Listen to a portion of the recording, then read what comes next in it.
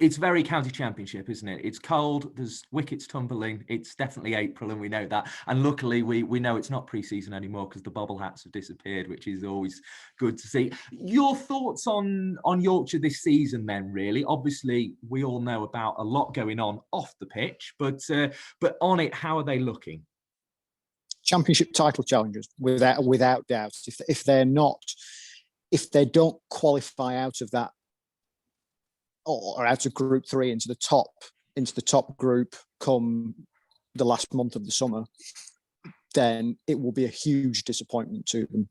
They've assembled a squad that is as strong as it has been for a number of years. They obviously won 2 championships, 2014-15, nearly went with a third in 2016, just missed out to Middlesex, didn't they?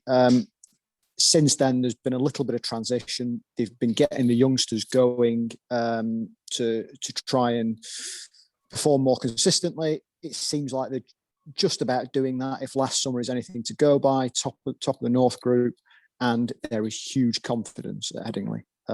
They really do believe that this could be their year.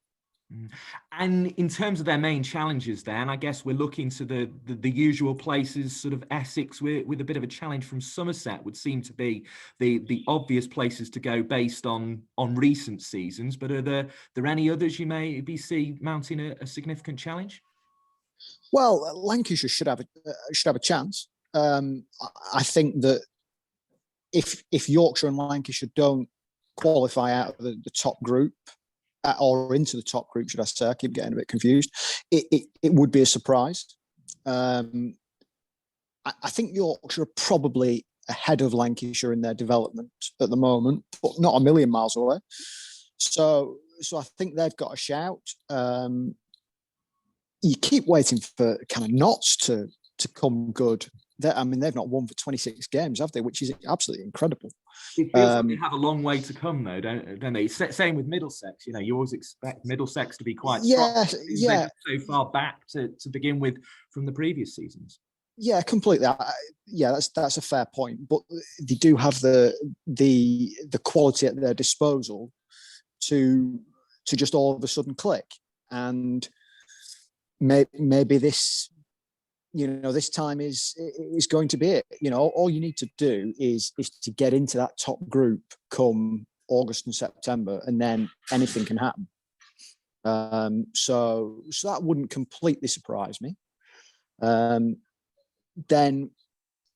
there will somewhere be a county who has started or would have started the season under normal circumstances in Division 2. There will be a county who surprises everybody and gets into that final stage of the season where they're still challenging for the championship. Who it's going to be, I'm not 100% sure. Yeah, the championship needs that, really, doesn't it? It needs that opportunity, and we saw that last year. Derbyshire doing quite well. Glamorgan actually surprised a few with a few results. I mean, it needs that aspect. I mean, is that one of the strengths of this format of the competition in your eyes? Yes, it does. It does give everybody at the start of the season the opportunity to win the county championship, which is a huge bonus. The one thing that I like about this format, and it was something that Glenn Chappell touched upon yesterday in preview to the game that you're at, was that it gives teams the opportunity to develop whilst challenging for the championship or having a crack at the championship. There will be sides who start the season pretty sure that you're not going to win the championship. And there will be those who are convinced, like Yorkshire, that they've got a chance. Both of those, at either end of the spectrum, there is still the ability within this format to say, every now and again, we're going to throw a youngster in. Whereas the cutthroat relegation aspect of county championship cricket didn't really allow for that, and that's a huge positive for the conference system. I think Ian Salisbury, who's obviously the coach of Sussex, who are here and find themselves 2 down at Emirates Old Trafford, made a similar point that for him it was a case, obviously, as somebody who played as a spinner, it was a case that this could be the thing that does bring spin bowling in, because you've actually got that opportunity to play a spinner without maybe the risk of relegation looming over you, as it always seemed to in that 2-division system. Almost from the very first game, there were teams that were first and foremost trying to survive in the division and then push on, whereas this way you don't have that worry to begin with. No, you don't, and you can. That will hopefully breed a little bit more attacking cricket. You know, have a crack to see if you can win, because we're not going to go down. So yeah, that's a huge positive in my eyes, and I enjoyed last season. I thought it was a decent starter for that format, and fingers crossed it works. And then we get to the end of the season saying, right, well, this format has worked. Two divisional cricket had its kind of merits, and you were then choosing from a position of strength which format do we go forwards with. And you mentioned when we bumped into each other last year that you felt it was youth that had come through last year, and that would be the lasting legacy. And from what you're saying there, it sounds like that's why you think Yorkshire are backing their chances as much as they are.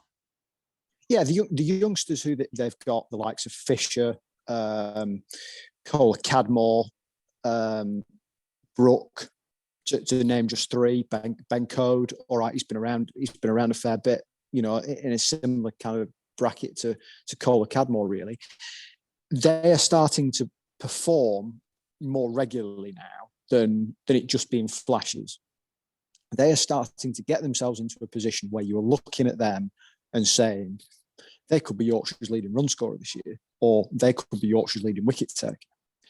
And it's not just the likes of Balance, Live, Olivier. It's others as well who could really stand up, and that's the confidence that they've got.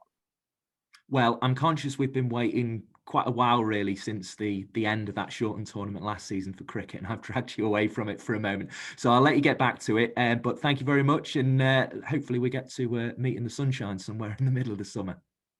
No problem. Good to see you. Take care.